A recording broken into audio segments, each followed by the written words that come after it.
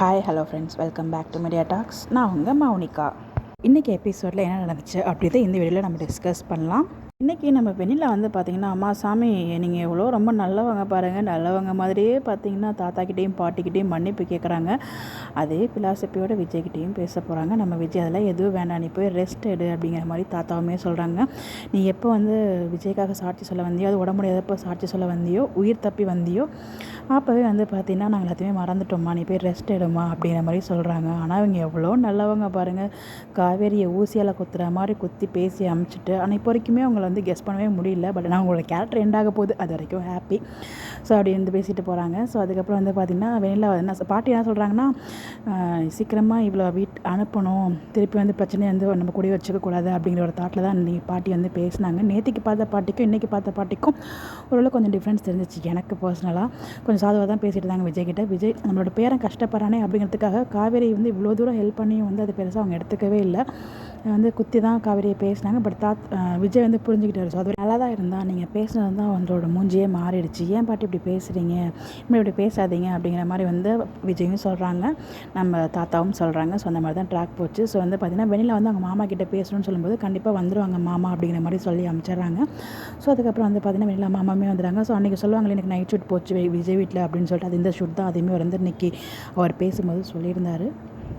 அவருமே உள்ளே வரத்துக்கே தயங்கினார். பட் நம்ம விஜய் ரொம்ப சூப்பருங்க. போயிட்டு அவ்வளோ கஷ்டப்படுத்தினாலும் அதை எதையுமே பொருட்படுத்தாமல் போயிட்டு கூப்பிட்டு வந்தார். பார்த்தீங்களா, உள்ளே வாங்க தயங்காமல் அப்படின்னு சொல்லிட்டு. அதெல்லாம் யாருக்குங்க அந்த மாதிரிலாம் மனசு வரும்?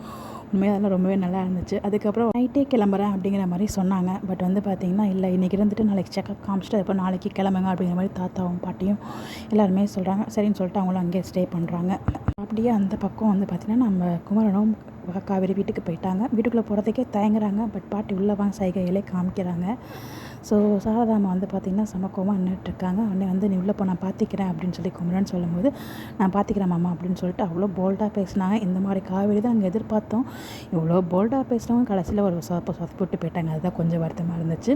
ஸோ பார்த்திங்கன்னா உனக்கு எல்லாமே தெரியுமா, நான் லாஸ்ட் டைம் போலீஸ் ஸ்டேஷன் போயிட்டு நைட்டு அப்பளத்துக்காக தான் போகணுன்னு சொல்லிட்டு உங்ககிட்ட போய் சொன்னங்க வரைக்கும் எல்லாமே தெரியும். எங்கே கேட்டால் நான் எங்கள் விஜயோட போயிடுவணும் அப்படின்றதுக்காக தான் நீ கேட்காம இருந்தேங்கிற மாதிரி எல்லாமே பேசினாங்க. ஸோ இப்போயுமே உனக்கு தெரியும், நான் சும்மா காரணம் சொல்லிட்டு ஏதோ போயிட்டு இருக்கல, கண்டிப்பாக இதுக்காக தான் போகணும்னு உனக்கு தெரியும்.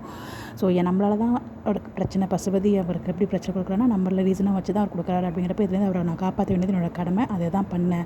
அதை தவிர உன்னோட சத்தியத்தை எதையும் நான் மீறலை அப்படிங்கிற மாதிரி பேசினாங்க. இந்த சத்தியத்தை பற்றி நம்ம தனியாக பேசுவோம். அதுக்கப்புறம் ரூமில் உட்காந்து ஃபீல் பண்ணிகிட்டு இருக்காங்க. ஸோ காவேரி விஜய் விட்டு பிரிஞ்ச போதில் வருத்தமாக தான் இருக்காங்க, அது நமக்கே தெரியும். ஸோ எல்லாமே அவங்களுக்காக தான் பண்ணார். பட் இருந்தாலும் விஜய் மெசேஜ் பண்ணுறாரு, எங்கே பார்த்தா ரிப்ளை பண்ணணுமோ அப்படின்னு சொல்லிட்டு பார்க்கல, திருப்பி கால் பண்ணுறாரு, எடுக்கலை. பட் இங்கே நம்ம விஜய்க்கு டவுட் ஆரம்பிச்சிட்டு அதை நம்ம ப்ரமோஷன் பார்த்தோம். இன்னொரு பக்கம் பார்த்திங்கன்னா நம்ம காவேரி எப்படி விஜய் நம்ம பிரிஞ்சு போனாலும் கண்டிப்பாக எல்லாம் கூட வாழணும்னு எப்படி காவேரி நினைக்கிறது, அந்த நினைப்பு ரொம்ப தப்பு இல்லையா? அந்த குழந்தை மேலே எவ்வளோ பாசம் வச்சுருந்தாருங்க, அது எல்லாமே அவங்களுக்கு புரியுது. பட் இருந்தாலும் நம்ம சுச்சுவேஷன் அந்த மாதிரி சத்தியம் பண்ணி கொடுக்க வேண்டியது ஆகிடுச்சிங்கிறது அவங்களால புரியுது. பட் ஆனால் அவங்க எல்லாம் கூட வாழணுங்கிற வார்த்தை நம்மளால் அக்செப்ட் பண்ணவே முடியல.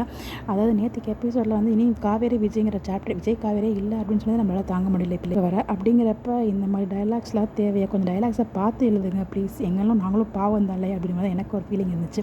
ஸோ நீங்கள் எபிசோட் பார்த்தீங்களா, உங்களுக்கு என்ன ஃபீல் ஆச்சு அப்படிங்கிறத மறக்காமல் கமெண்ட்டில் ஷேர் பண்ணுங்கள். இந்த மாதிரி அப்டேட் தெரிஞ்சுக்கோ நம்மளோட சேனலை ஃபாலோ பண்ணிக்கோங்க. Bye bye.